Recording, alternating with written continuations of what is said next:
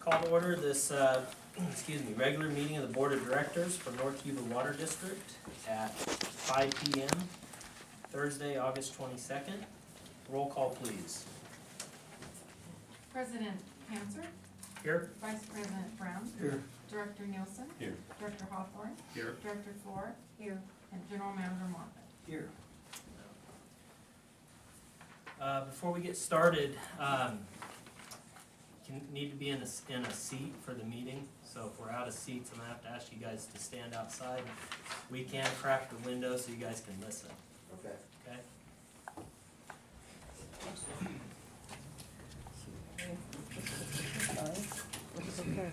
Outside. Thank you.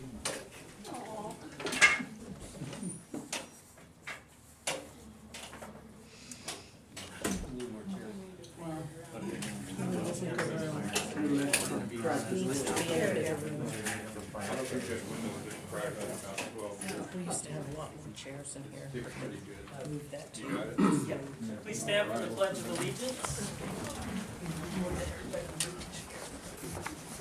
I Pledge allegiance to the flag of the United States of America and to the republic for which it stands, one nation, under God, indivisible, with liberty and justice for all.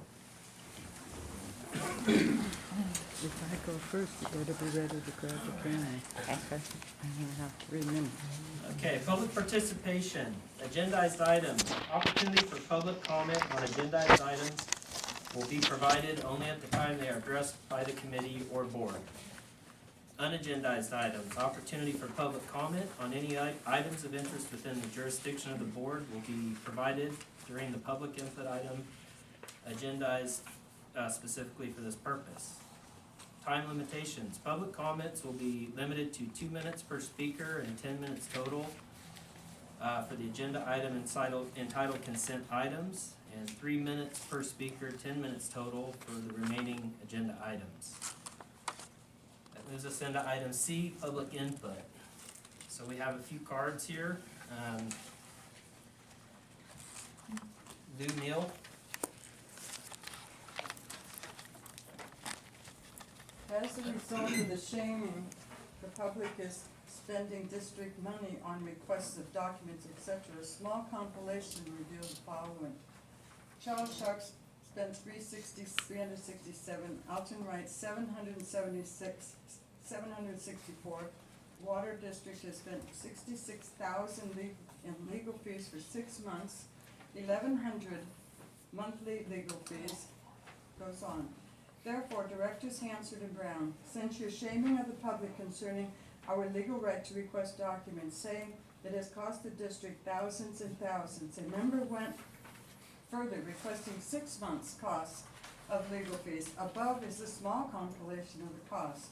To your chagrin, you have again stepped on your own tail. The general manager, I reiterate, your general manager, has cost the public thousands and thousands in legal fees because of his inability and incompetence when tasked to do the job he was hired to do.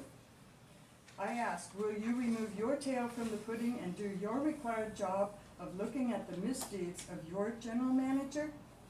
I will not hold my breath, but I will be so bold as to say, if you do not perform your rightful duty, we will hold you liable as well.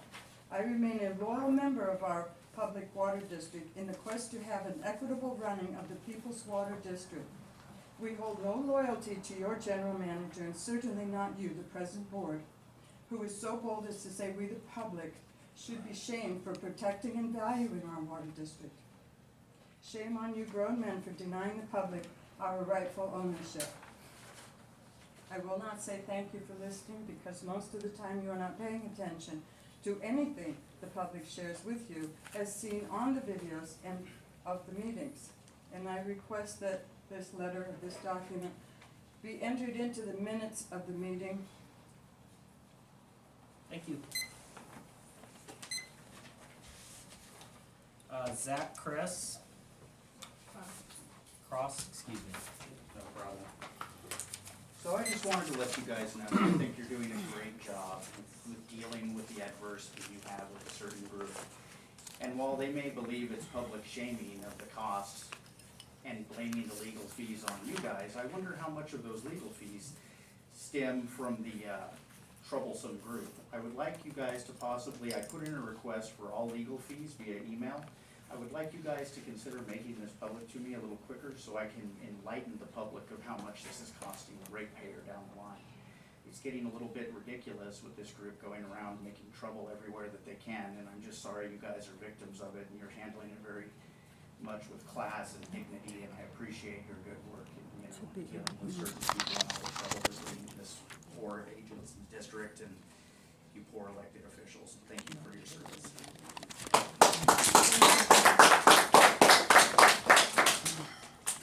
Buck Weckman.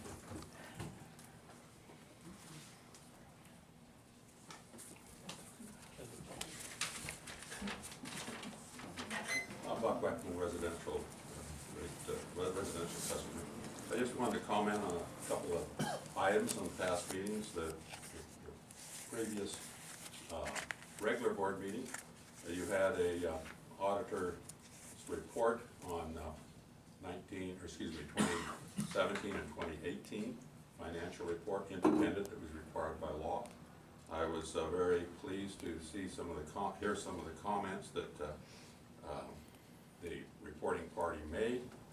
I reported there was no deficiencies found, and everything was in compliance. He said we're moving in the right direction. The report I read also, he paid off all of their previous bills, so the water district has no bills and debts. And that was for the year 2017 and 18. So we have 4 of the board members on that, plus a previous board member, Don Ferguson, is in this room. You're to be thanked for the great job you did, and it's evident that you are doing a very good job based upon that report. The other comment I wanted to make on was the special meeting that you had. There's been some controversy and complaining by some about Chairman Hansford cutting off Director Floor in her endless rant. And I've read her comments. It wasn't a debate on an issue. It was just basically a rant against everything the district is. And so you were right to cut her off. And if that becomes an issue, I would recommend that you just pass a policy saying the chairman of the board has a right to cut off debate when he feels it's gotten off topic or not really meeting the objective or the subject that's in front of you. So I think you're doing a good job. I do believe that. And so that's, oh, am I out of time? Oh, you have a minute. Oh, a minute, okay, just real quick. I read where the Yuba County Water Agency has granted Browns Valley Irrigation District a considerable sum of money to put, I think, 11 miles of their C-card ditch, open ditch, into a pipeline. And so, you know, they are demonstrating, just like you are, in your efforts to do the same thing, to do the modern thing and put our water wasteful ditches into pipes to save the water and use it more efficiently. I hope you will continue in that direction. Thank you very much. Thank you. Alton Wright.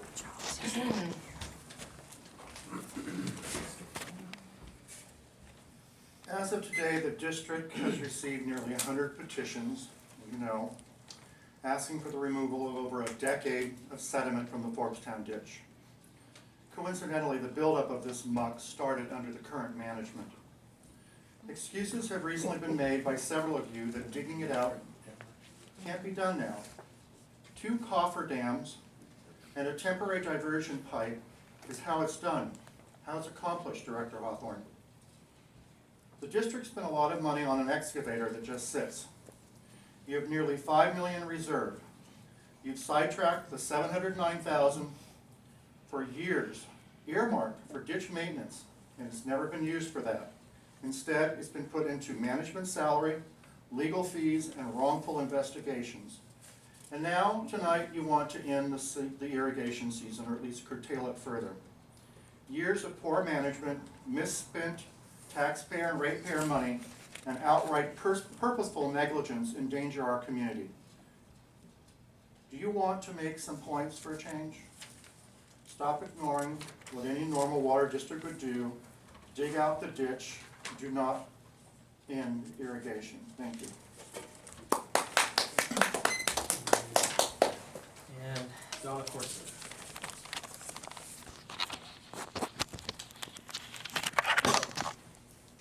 Thank you for the podium.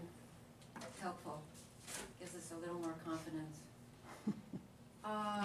I wanted to say thank you to Director Floor for being open, for being communicative, for answering questions, for freely giving her knowledge and not holding us hostage to the questions that we ask.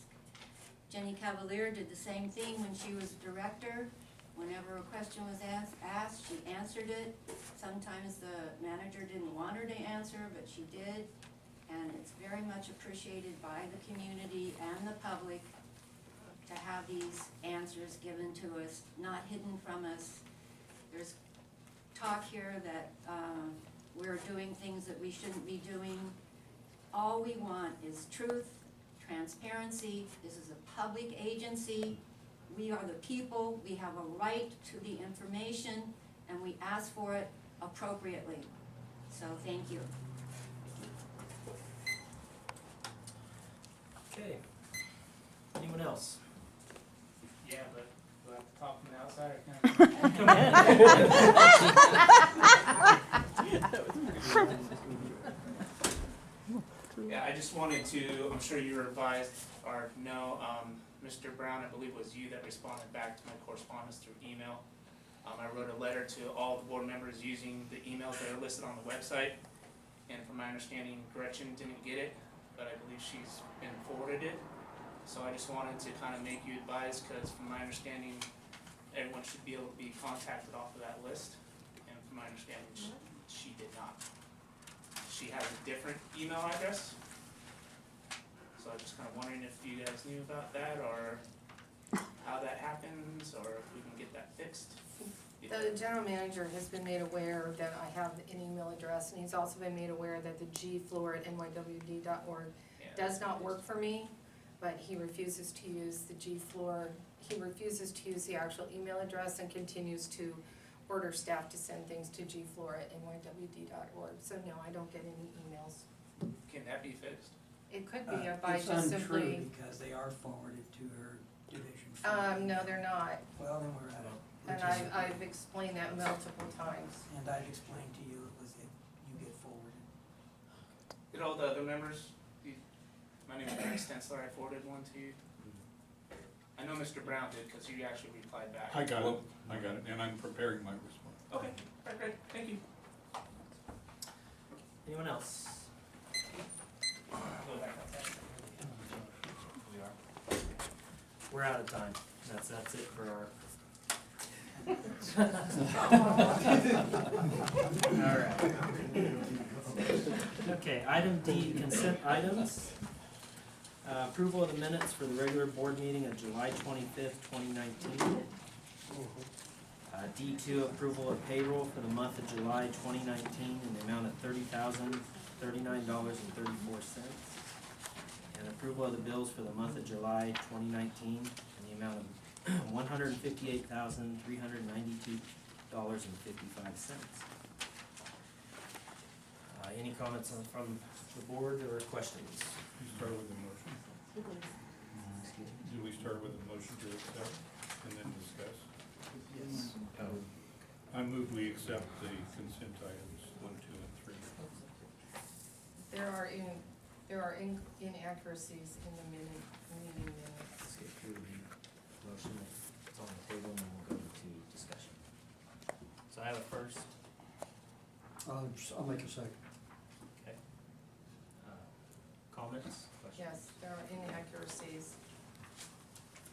Under section G, I made a motion the contract be tabled and returned after public process. That is not accurate. I made a motion that it be tabled for multiple corrections, including the dates. We needed dates, we needed a cap. There were a lot of things, so that is incorrect.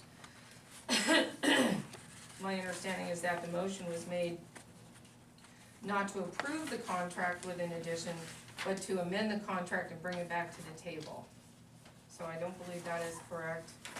We've got a number of misspellings with Mr. Mosley's name. Since he is our business partner, South Feather's our business partner, I think it would behoove us to actually get his name correct. His name is Rath, R-A-T-H, not Ray. And that's misspelled in a number of places, so that needs to be corrected as well. Before we accept these meeting minutes. I'd actually concur that we pull the minutes out, much the same reason the motion to approve the contract is not how I remembered that going down. I wanted to review the videos. So can we pull the minutes out of this consent? So, We can amend the motion Yeah, you can amend the motion to accept 2 and items 3. D2, D3. Yeah, I'll amend my motion. And I'll second that. Okay.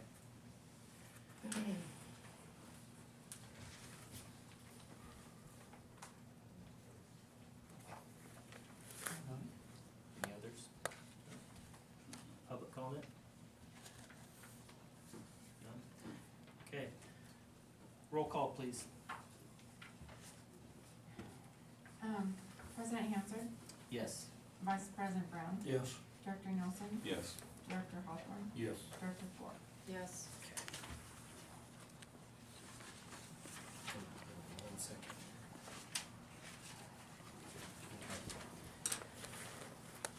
Item E, financial manager's report. That'd be Heidi.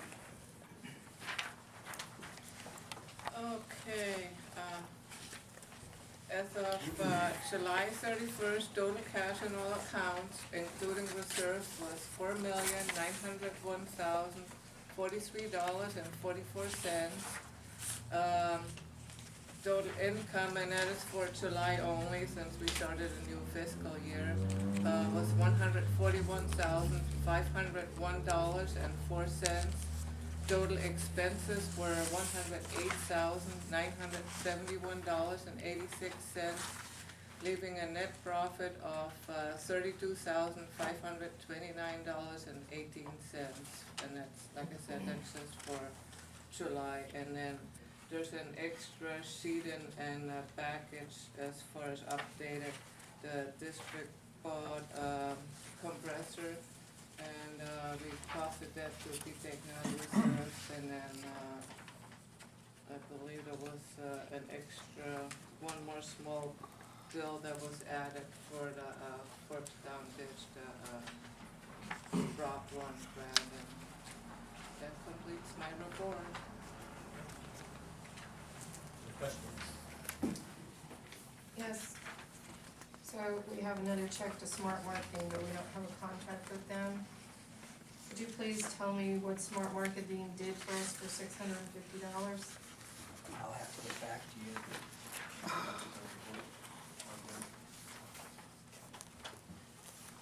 I have another question. So according to the audit expenses out of reserves, there's been a total of $336,331.50 that have been billed by North Star for the Forbes Town Ditch billing. So my question is, why are you going to North Yuba or Yuba Water Agency asking for another almost $250,000 when they still have approximate dollars left, $165,000 left? On the grant? Is that what you're asking? Correct. The Yuba Water Agency had asked for a peer review from Sage Engineering, who's an entity that they hired. Their efforts put us behind schedule. The grant closed on June 30th, and we had not finished all of our work, and Sage never provided their final report. So we asked for an extension of time from the state. They are reviewing that and have not yet granted that extension of time. The Yuba Water Agency had offered to cover costs for the delays, and that $225 was part of that. We gave them an estimate of cost to complete all the remaining work. So those monies that are still in the grant that haven't been spent, we'll see if they do authorize the extension. If not, the agency offered to pay for us to finish our work. So would you then use the money, if the state comes through with that money, would you then use it to pay back Yuba Water Agency? Absolutely, yeah. Because you're asking for a grant, grants are typically repaid as opposed to a loan, which is, Grants aren't typically repaid. that's what I just Yeah, said. and so, if the grant allows for, payment back to the agency, we'd be happy to. We simply wanna finish the engineering. So if not, if the state gives you the money, but you can't use it to pay Yuba Water Agency back, what are you gonna do with that money? They wouldn't give us the money, cause I'd be honest with them and tell them what its use would be for. Okay. Thank you. Anyone else? Okay, I move we accept the financial manager's report. I'll second that. Roll call, or actually, public comment, anybody? Roll call. please. Yes, public comment.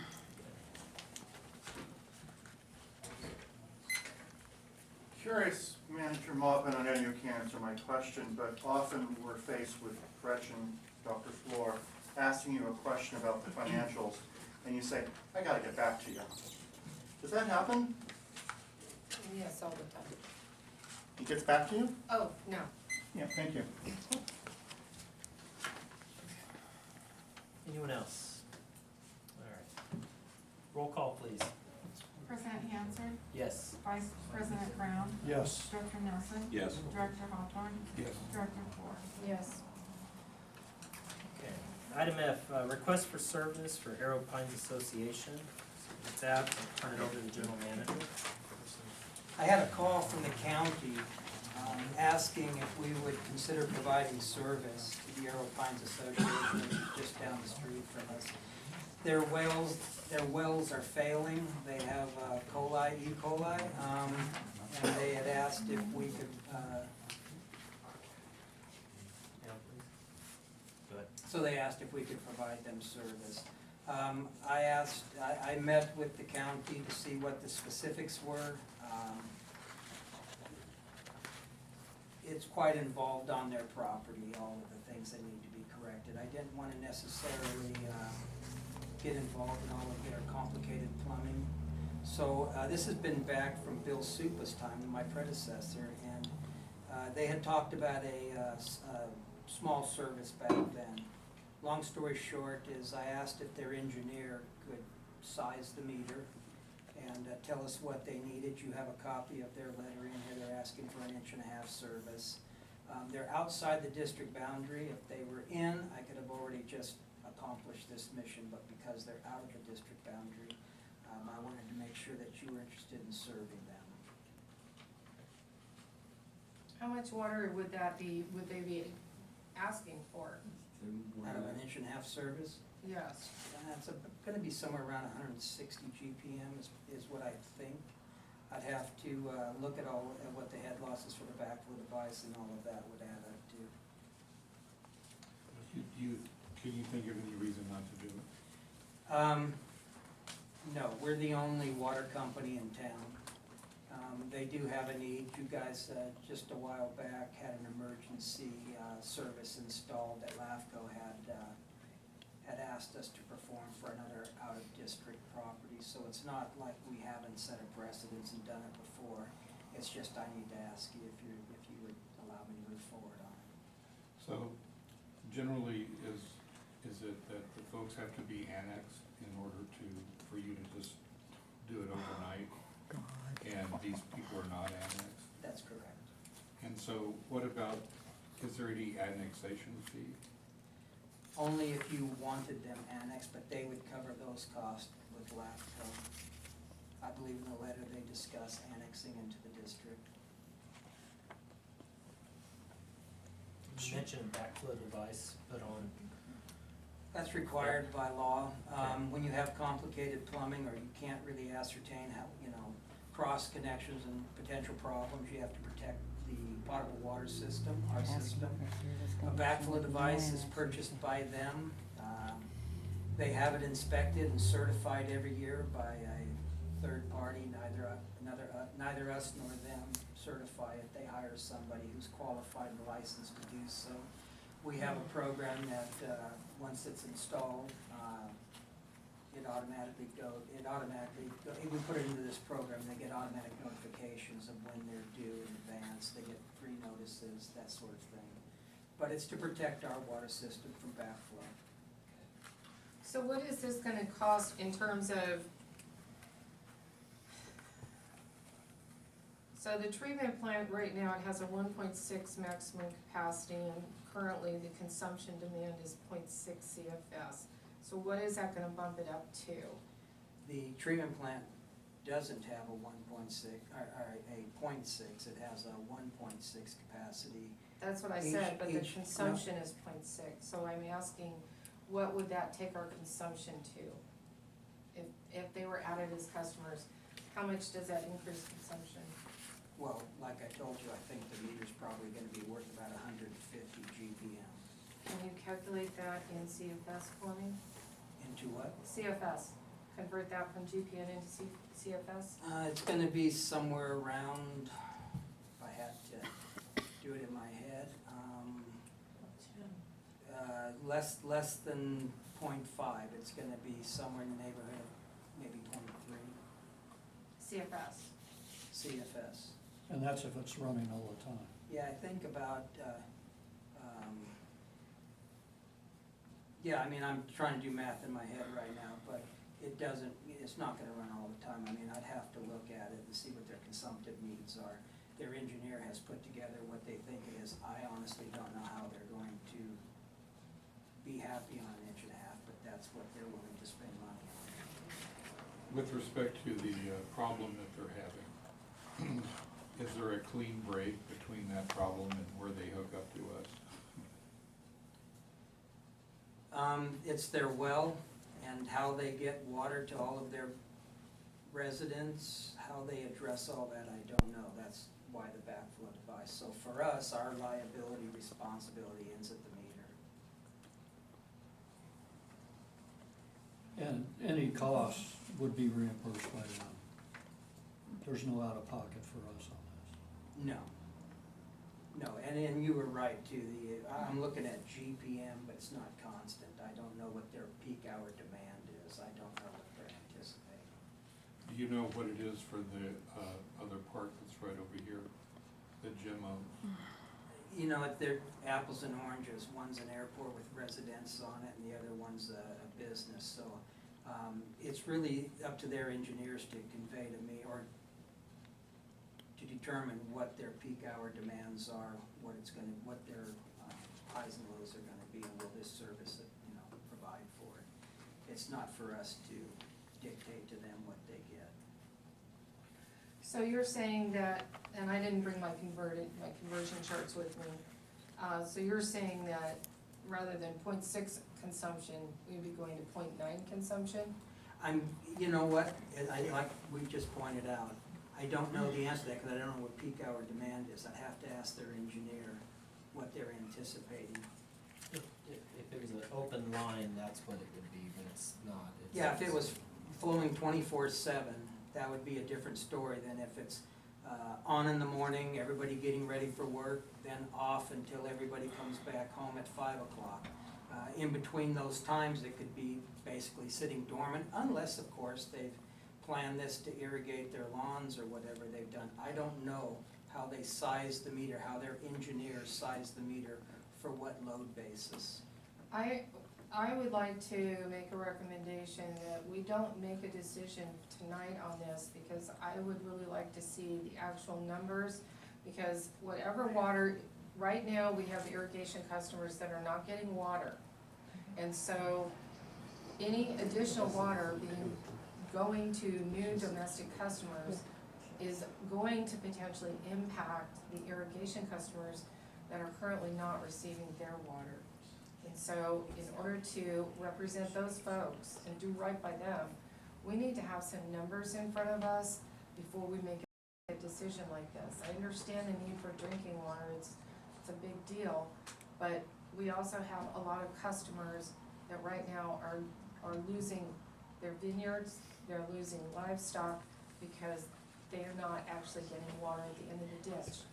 And so we have to answer to all of our customers, and I think it would be very irresponsible for us to actually go ahead and approve this until we actually see numbers and see how this might impact the amount of water that may be available to irrigation. Correct me if I'm wrong, but the water for irrigation doesn't come out of the water treatment plant. No, but water from the, Raw And water, you I could think she's double talking the about water raw treat, water. you That's could all double right. the water treatment plant consumption, and you still wouldn't have any effect, measurable effect on the irrigation program. This gentleman, I am the he engineering might firm. have some numbers that we can take a look at. If you'd like the numbers, I have the numbers. Yeah. Okay. So I'm Jason Floyer, I'm with Kramer Engineering. I want to thank Jeff for getting us on the agenda so quickly because time is of the essence for these folks. If you need numbers, so we have years of meter readings. Currently, the maximum day demand is about 45,000 gallons per day. The peak hour demand is 2,813 gallons. We need 47 gallons per minute. So this is not 24 hours a day running. They're relatively standard in residential units, about 1,500 gallons per day per unit currently today. So with the size meter that we've calculated there, we can get 47 gallons per minute. And our biggest concern is pressure. So we're actually gonna have a pressure reducing valve because we are dealing with old infrastructure on their side. Backflow prevention will be in place, obviously. Any other questions that kind of trying to remember some of the things? Yeah, what I need to do, I didn't bring my calculator with me because the conversions going between gallons per minute and CFS is what's kind of important. What we're talking about right now is the Forbstown ditch, which is the conveyance, which conveys the water to the treatment plant as well as to ultimately the irrigation customers. And what we're dealing with right now is a ditch that has a limitation on it in terms of CFS. And so every demand put on that ditch is less water for irrigation customers. And that's why I'm asking about the CFS, if it can be translated into CFS for me, just because I didn't bring my conversion chart with me to do this. That would really help me. I don't know, do you have that with you? We don't do anything in CFS because Okay. we're not necessarily, we're small volume, you guys are dealing with large amounts of volume moving from higher elevations to lower elevations. We're dealing with pumped water, don't necessarily do any calculations in CFS unless.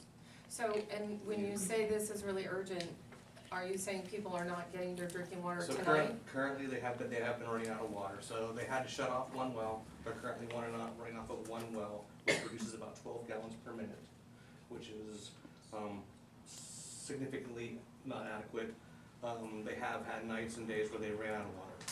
So again, time is of the essence, and we appreciate you guys putting it on the agenda within a week's time, because we do have currently, some homes out there that there's a likelihood they will not have water. How many homes are we talking about? 28, There are 29.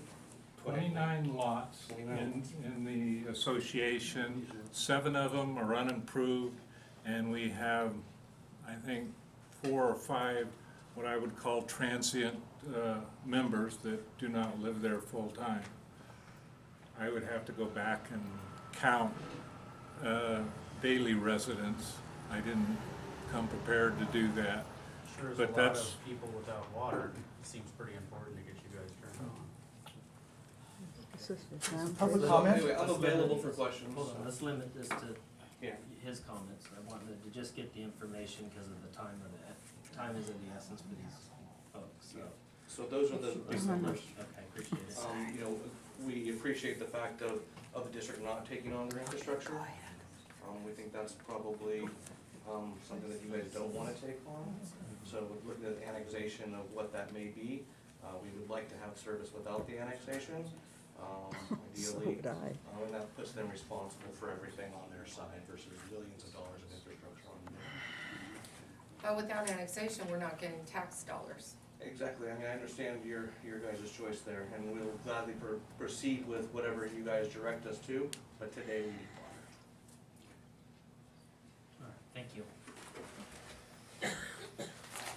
Any more comments the board comments, questions? Okay, I have a question, please. we'll get to you in public comment, thank you. I need a motion. I move that we evaluate this opportunity when we get the numbers. I second it.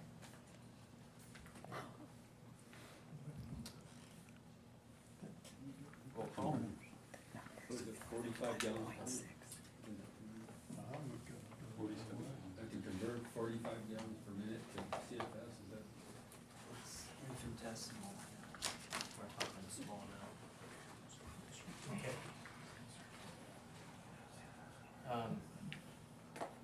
I'm afraid I'm on the other side of it, so. Okay, roll call, please. President, Public comment. Public, go ahead.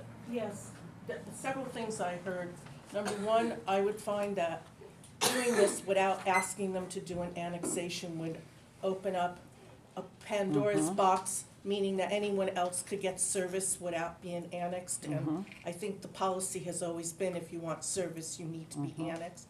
Secondly, I don't know if they've looked at the option of getting a new well drilled, deeper well, to service them. And then the third thing that I think is important to know for the district's point of view, will it just be 1 meter that gets read, and do they have then someone in their park divvying it out to the customers like they do at Bamford's? And Bamford does the billing, or will each individual mobile home or home, have service, and the district will have to go out and read individual meters, which is a lot more work than for the district as well. I can answer some of the questions. Okay, go ahead. So on, yes, they looked at wells. Unfortunately, the state and the county are forcing small public drinking water systems to be, to connect to your local provider, because they do not want to manage nor have multiple wells happening. They're forcing the connections for consolidation purposes. Is that through Yuba County? That's the state of California. Really? It's actually new legislation passed by the state. So their first choice would be to drill new wells. Unfortunately, it's much more cost effective. As far as ratepayers, 1 meter, the association is one bill to the association. They collect from their homeowners and their association from dues that already pay to pay the water bill. Thank you. This is a tough one for you guys because the annexation piece does open up Pandora's box. However, these are our neighbors. These are people who are running out of water, got bugs in their water. And I don't think you should move forward on this, not even because of the numbers, but because you all need to be thinking through what type of Pandora's box you do open, and is there something you can do to mitigate that? Can there be a stepped annexation? Can there be some other sort of policy in an emergency situation like this where people don't have water? And I think it behooves a water district to serve the people water.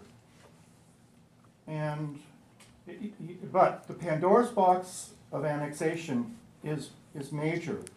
So you guys need to think about that and come up with a way and maybe a workaround so you don't open up Pandora's box, but maybe in emergency situations like this, there's some sort of graduated annexation. Eventually you get them all on board and you get your tax revenue. And we have a happy community that's got water. Thank you. The association is not adverse to the annexation. The annexation is long.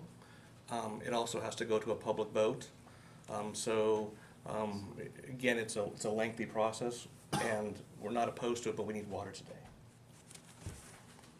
The letter that he sent actually says it requesting approval of the service with no annexation or prior to annexation. They're waiting for us to give them direction. If we require at some point here annexation, then at least, we can move forward with that. How many properties currently are not annexed but receive water from us? I I don't know the actual count, yeah, that's an unusual question, but we have customers in Forbes-town that have been, years with us. And they're not annexed. They're not annexed. And this other property that you just, The one you guys just did was not annexed. it's not annexed. That was the emergency. So the route. Pandora's box, as they like to say, it is already You're open. already there. And Well, for to add- years. And To isn't add it to that, also though- true that a lot of customers have had to pay annexation charges to then get connected, right? So the Yes. people have had to pay that are our customers. And there's Double 1,500 standard. customers that are currently annexed that have never received water and they've been waiting decades for it.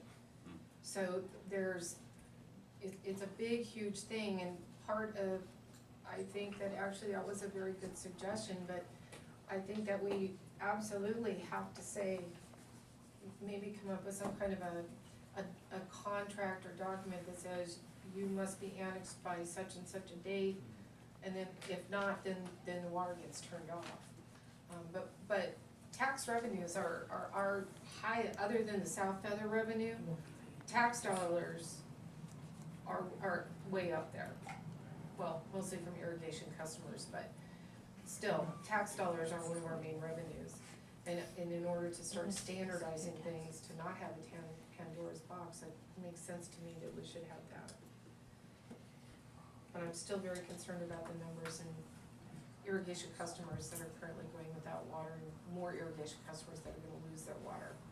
And this is probably not gonna sit very well with dealing with them. Okay, so we had a first and a second to basically not serve. Can I get a roll call on that, please? President Hansard, No. Vice President Brown, No.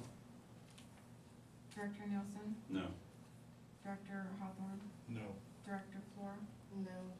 Okay. I make a So we motion. turn down Right. the serving, or not serving. Exactly. Okay. We wanna serve them. Yeah. I make a motion that we get these folks water right away. Let's get that part taken care of. How we handle the annexing, How about as soon as we can, we come up with the annex number? Haven't moved toward that. right, now, as far as putting a time limit on that, I'm not comfortable with that, because I don't know what you're gonna run into for that. Well, we need to at That's where least- I'm a little bit, I think. I don't wanna put a time limit and then cut their legs out from underneath them because they can't get it done. But they could at least provide documentation of, Sure. look, okay, here's our paperwork, we've submitted this, and then give us regular updates on where the annexation is going. Yeah. We can provide a work plan with milestones that we need to meet. That would be great. I also think there should be a number, an estimate of the cost of annexation, so that they understand before anything happens what they're in for. Could I ask the lawyer a question? My understanding is the state considers drinking water to be a right as opposed to irrigation. If we provide them with drinking water and then their customers decide that they don't want annexed for whatever reason, once we've supplied drinking water, can we pull it back, or will the state step in at that point? Potentially. Yeah, I'm that's asking you a to huge Yeah. hypothetical, I that is know. very, and the question ultimately is very fact sensitive. I will agree with the comment that there's legislation that has passed and they continue to fine tune, forcing mergers and consolidations and forcing what I will call, these smaller associations, typically they're mobile home parks, that we see this happen. I've had to go through one, as a result of the recent legislation. It's extremely fact sensitive, and in that instance, the state did step in and force the water purveyor to purvey that particular mobile home park water, even though they did not want to.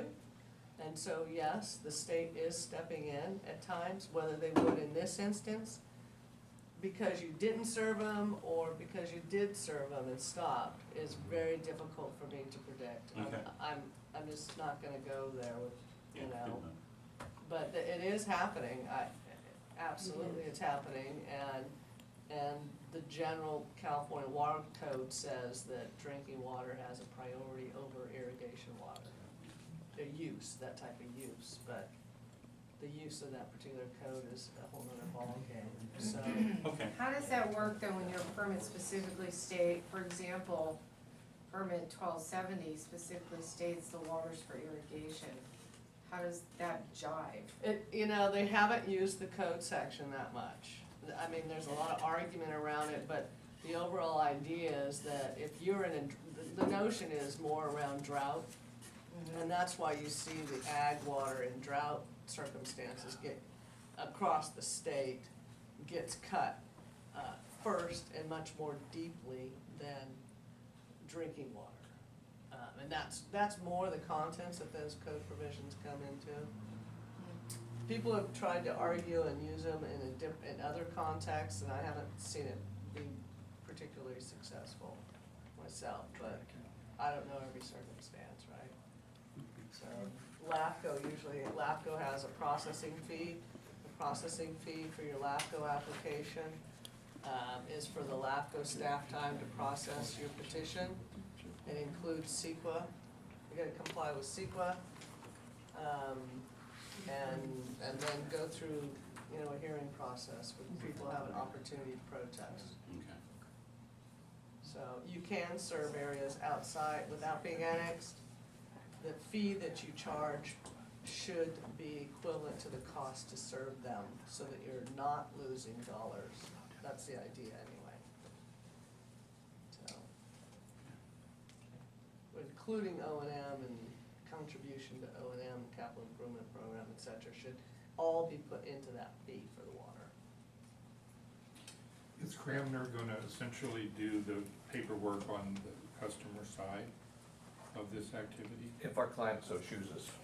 In other words, we would be off the hook, we would do our side, and you would do, or they would do their side? But we're gonna, basically, as far as the work goes, or are you talking about paperwork in general? Well, whatever needs to be done, like appearing before the state water board or anything else. Oh, we would be, it'd probably be LAFCO is who we're gonna go in front of, for the annexation.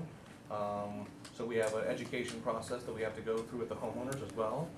We go in for a LAFCO. There will be the CEQA document. The CEQA document, we will need a lead agency to do that. My guess is that, you guys would have to be the lead agency on that. Cause they don't have the capacity to do that. Maybe it could be Yuba County would be the lead agency on that. That was something that we'd have to work, but obviously all the costs have to fall back on the association. And so you could get a work plan together and submit that so that we could review that then? Absolutely. Okay, I that mean, would be great. They need water, so we'll do whatever we need to do to get them water. I understand. That would be perfect, thank you.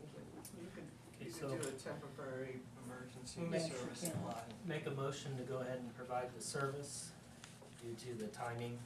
We'll go ahead and do that, with the understanding that the Arrow Pines Association will be moving towards annexation.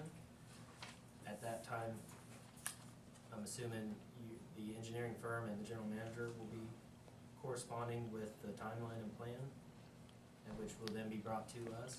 We'll start doing our due diligence with LAFCO and what their process is, and we reach out to them and Okay. provide, Mr. Malvin with, what that estimated time frame is. Though LAFCO will probably be able to give us, some sort of time frame depending on, what we find in the process. Okay, the reason I bring that up, just so we can have it brought to us as well, so we Yeah. can see it, okay? I second the motion.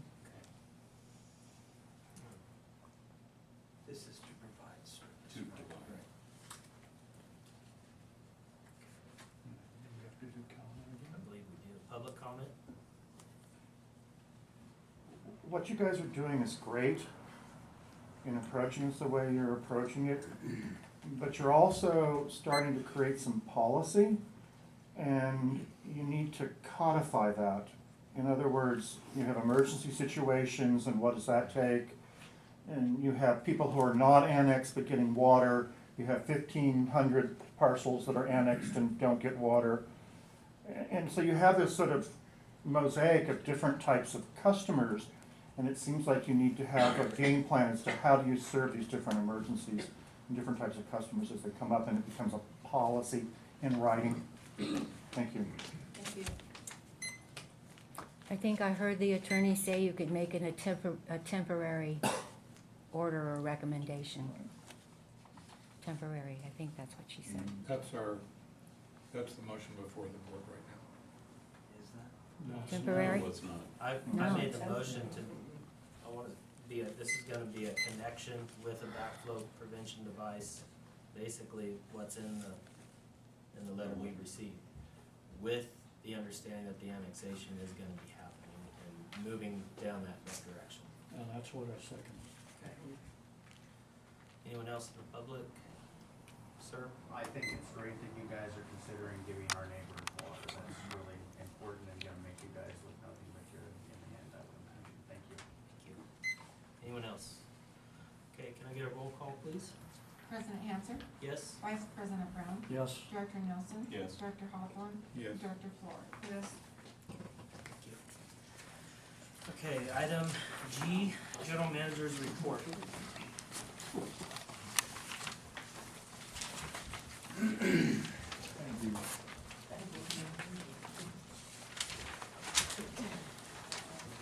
Mr. President, Board of Directors, you have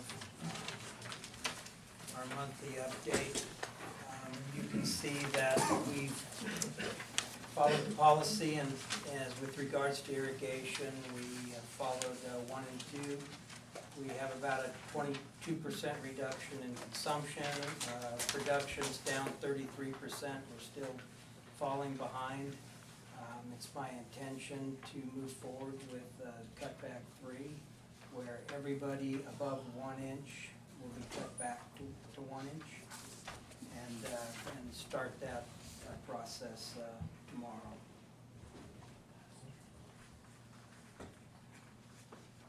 And it also means that anybody with a half an inch stays with a half an inch. That's correct. And half an inch to 1 inch, they don't change, just anybody above 1 inch will change.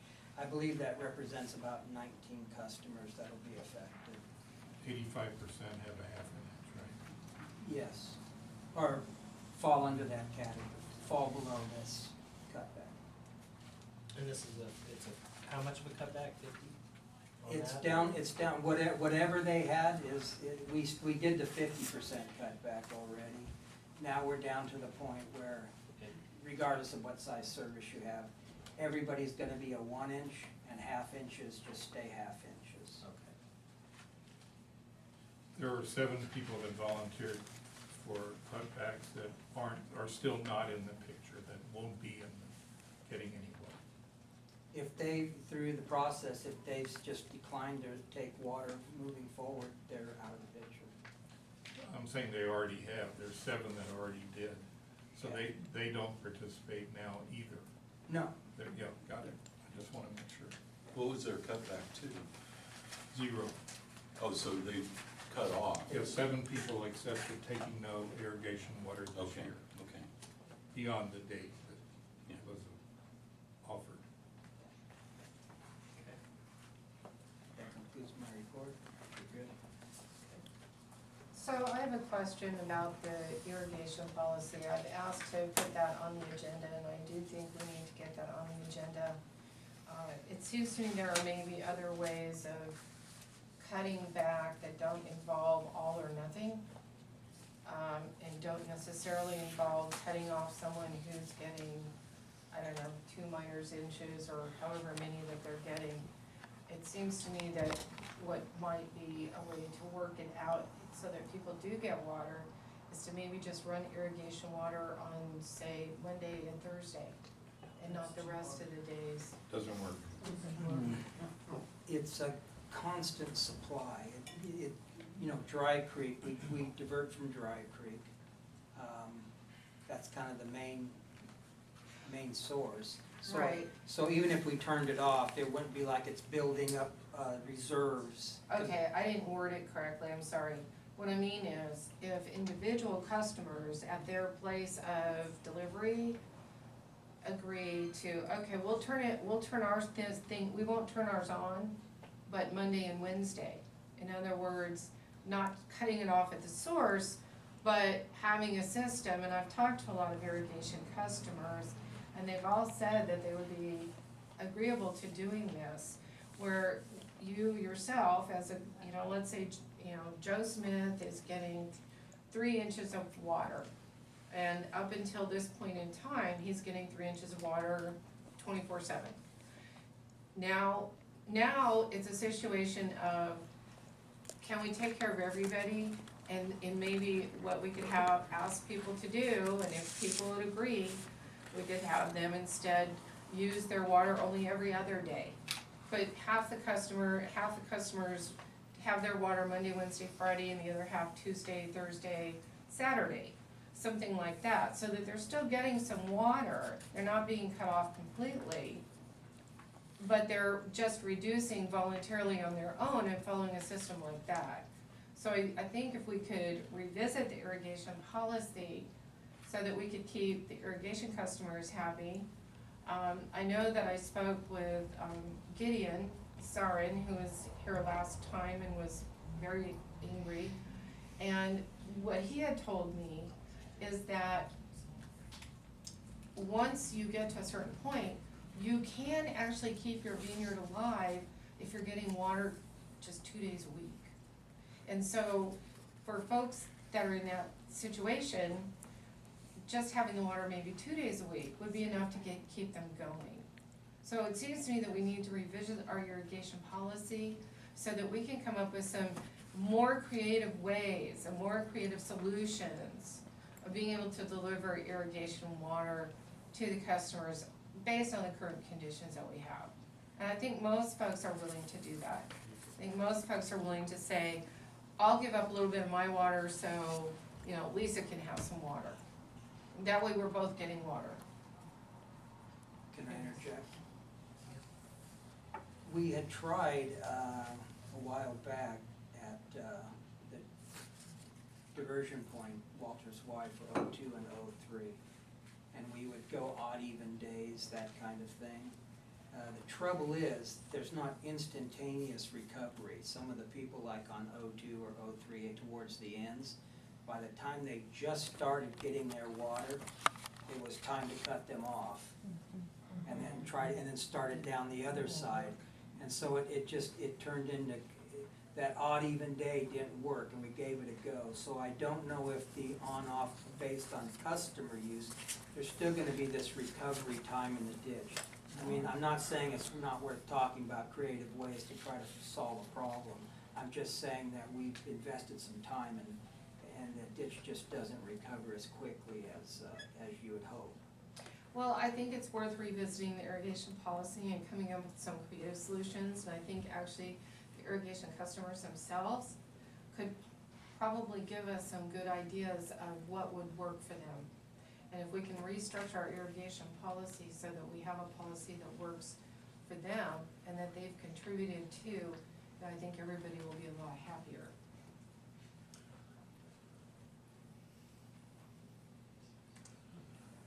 Of course, piping the Fordstown ditch would take care of it too. Okay, public comment. If I may, direct my question to Manager Maupin. Jeff, at the beginning of the season, before any cutbacks were made, how many total miners inches were being delivered to irrigation customers? Before any cutbacks? Just people that signed up for water. Do you want me to answer? Yes, please. Go ahead. Originally, we had 100, I'm gonna look to, we had 118, I think so. I think it was 118 miners inches. No, 118 customers. No, We don't have all customers taking water. Right, okay. We had 118 miners inches being asked for. Correct. And the cutback amounted to, like 25 miners inches reduction. That's in there. But that's what we started with. Okay. And so that's where we come up with, we're We've the customers have reduced their consumption by 22%, but our production or our source has dropped off 33%. So we're still behind. That's why we're moving to step 3.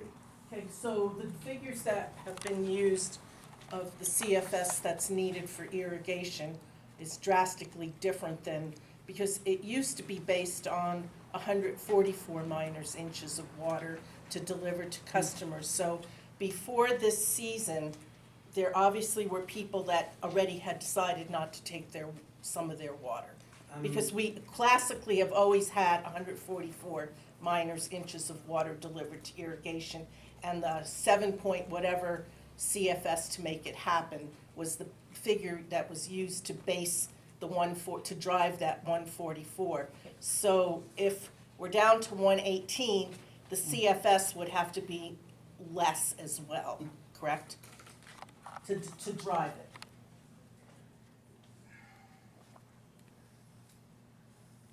I understand the absolutes, but then there's the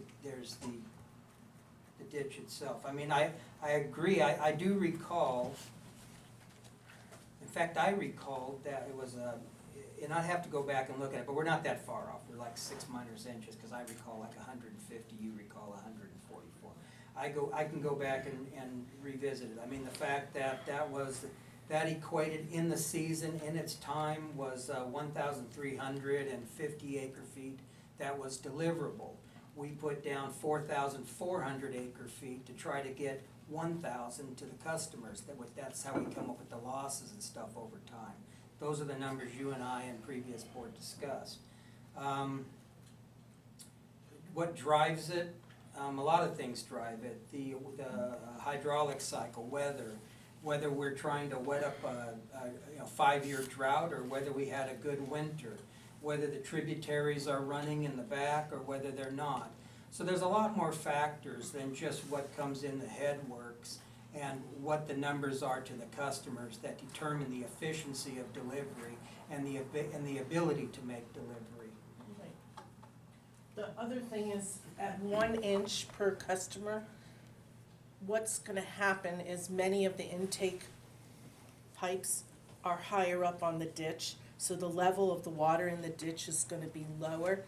So there's gonna be some customers perhaps that won't even be able to get their water with 1 inch. It's gonna become problematic the less water in the ditch, the more you have of transpiration, more leaks, more everything, and more not able to serve people because the pipes are higher.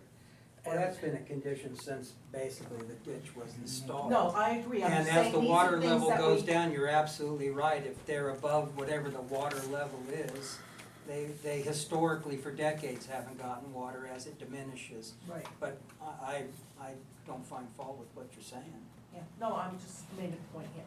Okay. Thank you. In the back. So obviously you guys would resolve a lot of these issues, piping the ditch, or seepage and all that, but I'm kinda new to water. Most of my playing with water happens at Yuba County Water Agency. So I just have a question. Is there a way you can mandate customers to have water storage tanks or something like that? And is there a way for you guys to possibly build a mini sites reservoir, as it were, to pump water from as needed after like heavy rain years or something like that? It seems like water shortage is a real issue for you guys, and it seems like possibly people aren't managing the water that they are buying from you appropriately, part of the battery that issue. This is a Yeah. powder keg. Some people have tanks. I can make a comment. Many people have tanks, many people have stock ponds, and nobody knows how to manage water better than a farmer or a rancher. Go ahead. Jeff is gonna respond to your comment. You have a point. I mean, the idea but this is back to opinion, it's back to policy, it's things created that need to be discussed, right? Right. But a pond, to me, a pond's a buffer. Pond was never meant to be aesthetic, it was never meant to grow lilies and fish and stuff. It was meant to be a buffer between what you have delivered and what you take out. So, in other words, if you had a 1 minus inch coming in, let's say just 10 gallons a minute, but you've got sprinkler heads that are 25 gallons a minute, you're gonna be draining your pond. Right. So it's up to the farmer or the person to figure out his irrigation cycle, and then what size pond he needs to buffer it, and can he refill it in the time frame left to start the next day, right?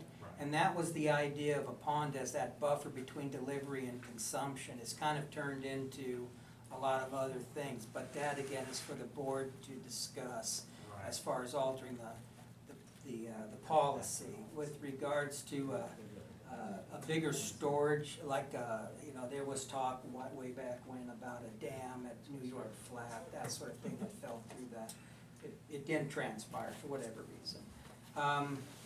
But the pipeline in the Forbstown ditch, that's kind of the lowest hanging fruit. When you look at recovering all of your losses, that sort of thing, consistent delivery to the customers is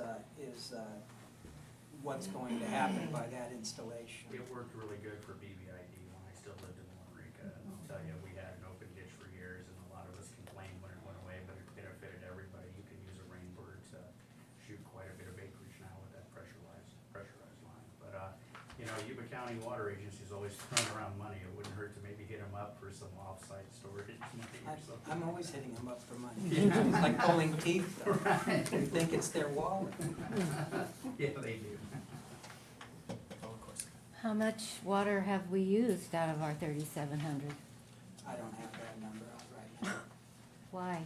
I mean, that's Because I didn't bring it it's with me. appropriate for this This is ours. conversation. I'm done. Anyone else? Why hasn't the Forbstown ditch been cleaned for 10 years? Why haven't you sat down with South Feather to talk to them about the losses? And why are you running 1.5 CFS at the treatment plant when 0.6 is necessary for actual consumption? There are a lot of places here where more water can be had if maintenance was done to the ditch. All these 10 years you've let silt build up in it. That's an untrue statement. Uh-huh. And also the consumptive rate of the treatment plant's an untrue statement. There's more to water management than just fixed numbers. Mm. All right, Okay. let's keep it to comments, guys, thank you. Anyone else? Okay. So I need a motion to approve the general manager's report. I move we approve the general manager's report. Second that. Okay, roll call please. President Hanser? Yes. Vice President Brown? Yes. Directors Nelson? Yes. Director Hawthorne? Yes. Director Ford? Yes.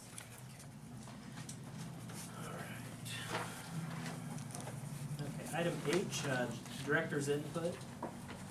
So directors can make brief announcements for reports or purposes for providing information to the public or staff, or to schedule a matter for a future meeting.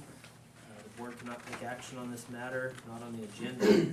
Will refrain from entering into discussion that would constitute action, direction, or policy until the matter is placed on the agenda of a regular board meeting. Do we have any director's input tonight? I have a quick thing I'd like to talk about. We're not supposed to hand out written materials. This chart appeared on the internet site that is supporting not piping the ditch, but instead digging it out. And so there's some claims on this sheet about cubic feet per second entering the Forbstown ditch and so forth. I'll just read it off real quick. The measurements are North Yuba Water Alliance claims a certain amount, and the North Yuba Water District in our official correspondence and or the general manager's reports have a different set of numbers. The first number is 24 CFS coming down the Forbstown ditch. Actually, it's 22, and we request that, and South Feather agrees to it by paperwork. And if there's no paperwork changed since the last one, it's still where it was. So all of July and this far into August, it's all 22 CFS, not 24. water treatment plant, 1.5 CFS is required to run the equipment. 0.6 CFS is an insufficient flow for the filter bed. Water delivered to South Feather. We say it's 8, the Water Alliance people say it's 7. That's supported by paper requests. And so there's a request and an acknowledgement. And that piece of it is a part of that system. Water losses, 7 CFS for the Alliance, 8 CFS for the North Yuba Water District, and that's because it's 37% of 22 CFS is what the water loss is. Fish in Dry Creek, there is no fish in Dry Creek issue with respect to this water. This all comes from SF-14. None of it comes from Dry Creek. And there's no fish allowance in the SF-14 water. So the water remaining, if the North Yuba Water Alliance had done their math correctly, it would be 9.4 CFS coming out of SF-14 down through Costa Creek, whereas it's actually 4.5 is the correct flow coming out of Costa Creek. Anyway. Thank you.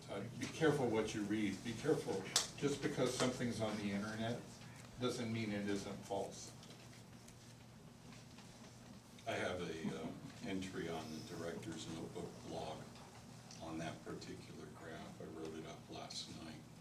So if those of you aware of that website, go take a look at it. There'll also be something on there about digging out the ditch here in a day or two. Something about the 4 CFS, the fish flow. It's important for people to realize that talks about natural flow of the creeks. So if there's more than 4 CFS and you have a right to the water and it's the right time, you can take from the natural flow down to the 4 CFS. You can't go below it. Yeah, give me 2.5 minutes. And so. You had 2 minutes and 40 seconds left. Fine. Thank you. So what we would be doing in this case is introducing water into the creek. There can be 0 CFS in that creek. If we introduce 10 CFS, we can pull 10 CFS out. We don't have to leave 4 CFS. That's natural flow. And that's all that we've been doing. There's a guy down in Oregon House that apparently puts water into a creek and pulls out the same amount of water. It's the same idea. So the 4 CFS on that graph, if you look at it, it shouldn't even be there. That's it. Anyone else? Yes. Question, I have a question, may I, for, We're not done yet. Go ahead, Terry. I wasn't here for resolution 19-732, which had to do with time limits.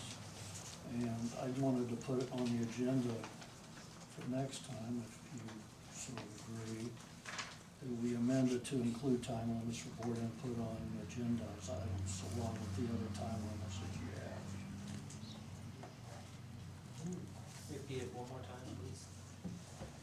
Well, this is the resolution that you set for timelines.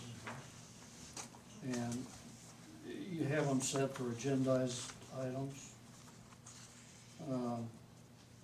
But you don't have it time limits for board input on agendized items. It's not in there. And I wanted to include that. I mean, you set timelines for everything else. Right. And it's not on there.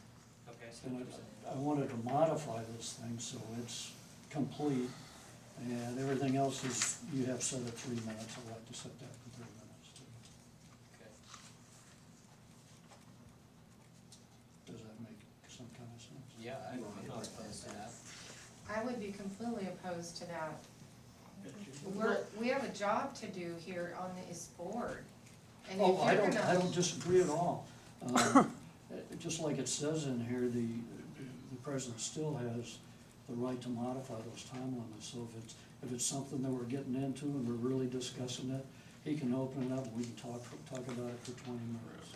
So you're talking about the subject matter, I think the idea is just that that's the idea, to put on the agenda. I still am not, and still don't agree with this, because you have no idea what could be coming down the road. We have, the gentleman that was just here, who, the gentleman who was just here I had spoke that for much problem. longer for 3 minutes. Well, And we all had a discussion that went on longer than 3 minutes. Absolutely. That's what Terry was So just saying, this is is- that we That's can allowable. open that up Absolutely. when we feel it's a situation or a topic that needs to have that, we have that authority to do that. I do. Yeah. The problem with that is that the individual may have more things to say or more questions down the road or something else that needs to be brought up, and what you're doing is you're the one, then what you're doing is you're giving the president of the board complete control of all of the interactions, which is not in the spirit of the Brown Act, and it's not in the spirit of having dialogue, discussion, questions and answers amongst the board members when something is going on. If there is a time limit and President Hansard doesn't like what I'm saying, he can cut me off after 3 minutes, whether I have more to say or not. It can simply be that simple. And so I don't agree with it. We do have things, serious things that we need to talk about. This is trivializing the business of this board. Should not be all about time limits.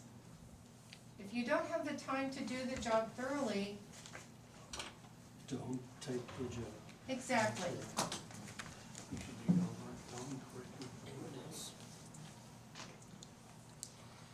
So Can what's always be the voted proper on. way that we go about that? We vote and then it.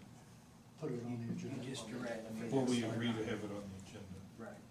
Okay. It takes 3 people to do that. So you made a motion, I do. I'll second the motion. But we just need three of you. Yeah, just. Roll call vote then. Is it? This is to put it on the agenda for For discussion. discussion later. The I understand. policy, the 3-minute policy. Okay, so, can I get a roll call vote, please? President Hansard, Yes. Vice President Brown, Yes. Director Nelson, Yes. and Director Hawthorne, Yes. Director Floor. No.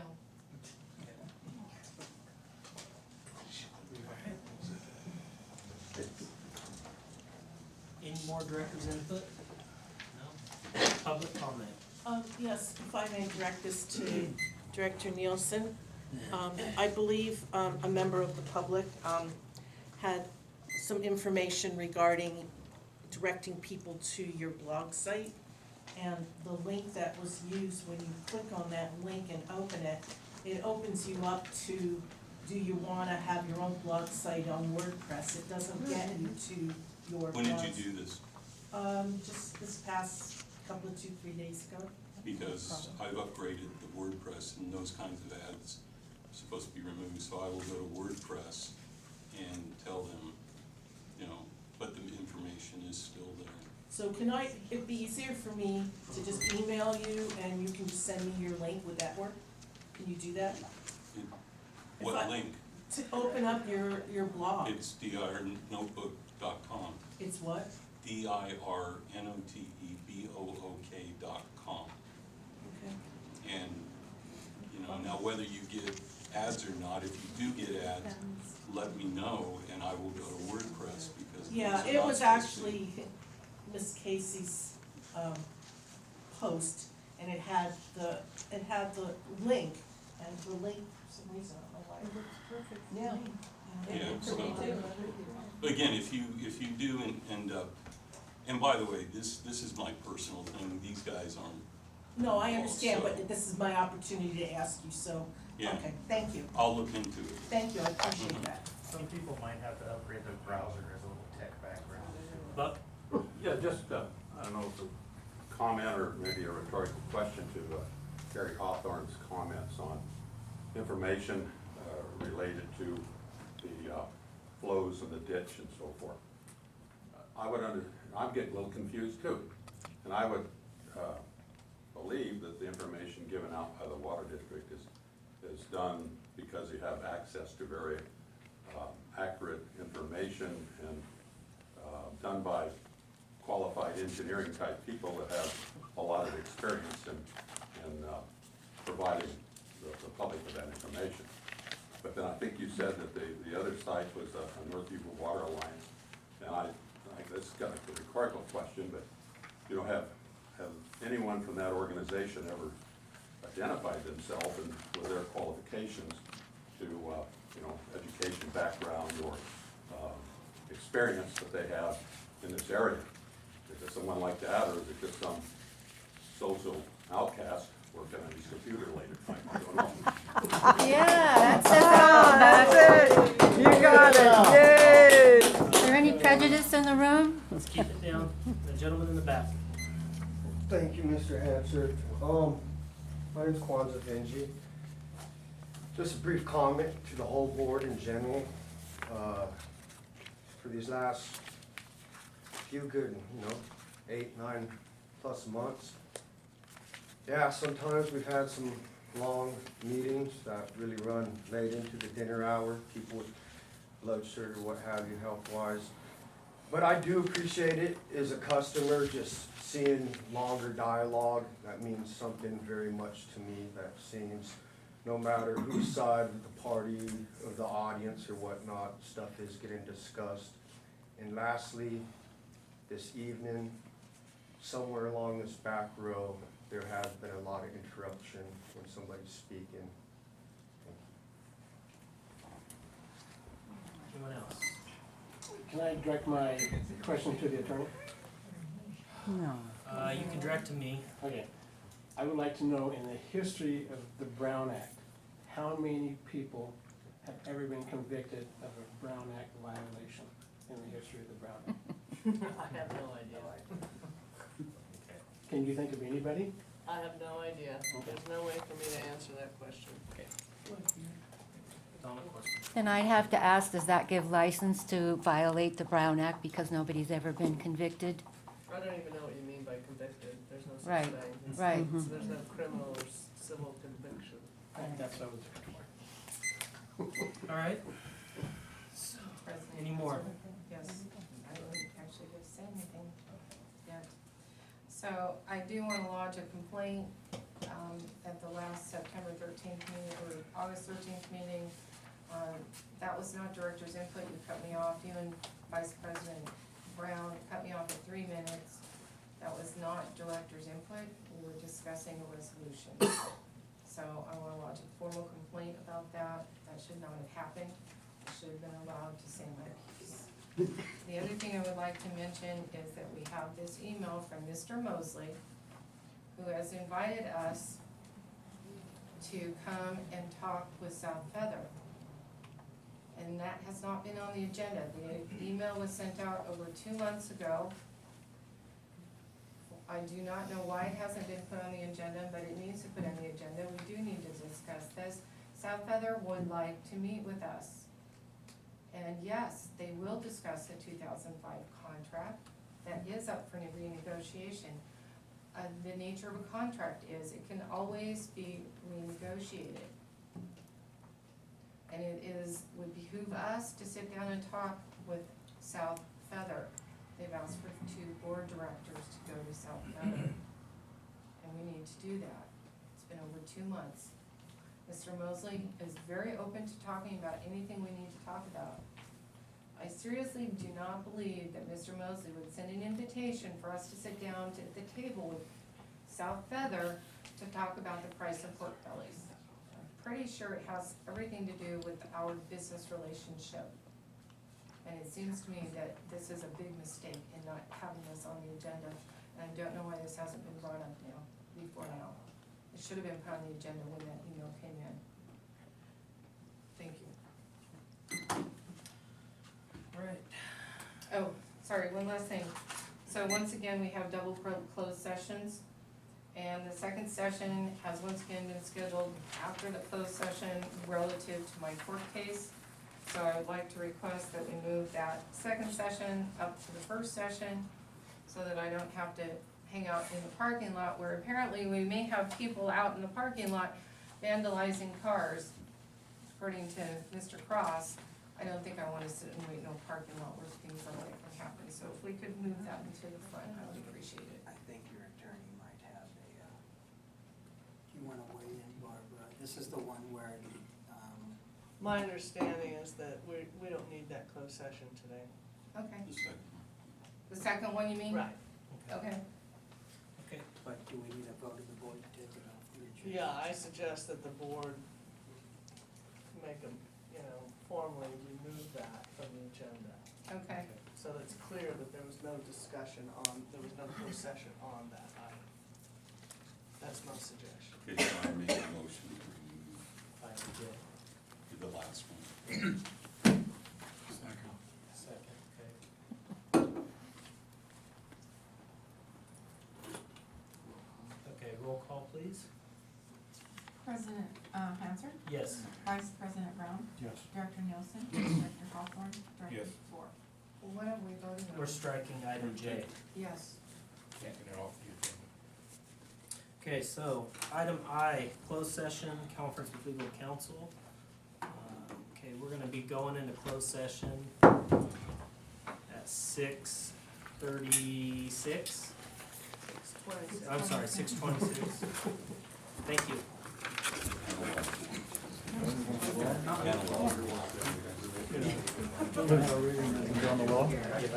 Yeah, I'm getting his badass one. I did tell you. The only one that this was the closed session, I thought was working.